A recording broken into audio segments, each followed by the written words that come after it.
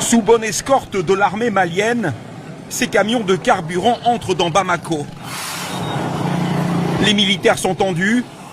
Ils ont sécurisé le convoi sur des centaines de kilomètres depuis la Côte d'Ivoire. Et cette fois, ils sont passés. Bamako en avait bien besoin. Sur les 700 stations essence de la ville, 600 sont aujourd'hui encore à sec. Car ces derniers mois, de nombreux camions de ravitaillement avaient été pris pour cible et détruits par des djihadistes avant d'arriver en ville. Dans les stations qui ont été ravitaillées, c'est la cohue. Faites la queue. Si vous faites comme ça, personne va avoir de carburant. J'ai eu toutes les difficultés du monde. J'ai dû pousser ma moto sur environ 9 km sans jamais avoir de carburant. Une situation qui complique la vie de centaines de milliers d'habitants qui ne peuvent plus aller travailler. Parmi eux, les chauffeurs de taxi de la capitale. Celui-ci souhaite rester anonyme.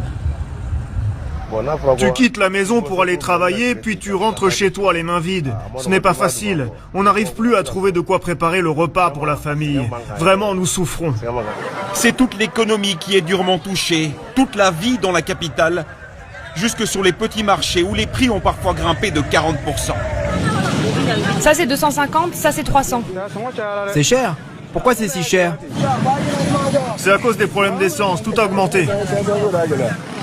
Bamako est étranglé par cette crise avant tout économique. Mais au niveau sécuritaire, proprement dit, il n'y a pas de problème dans le centre-ville. Les attaques se concentrent sur les grands axes qui mènent à la capitale. Il est devenu extrêmement dangereux de sortir de Bamako. Prendre la route, on a peur. Personnellement, quand même, je n'oserais même pas prendre la route pour l'instant. Je n'y pense même pas. Aujourd'hui, il y a plus de 4000 Français qui vivent au Mali.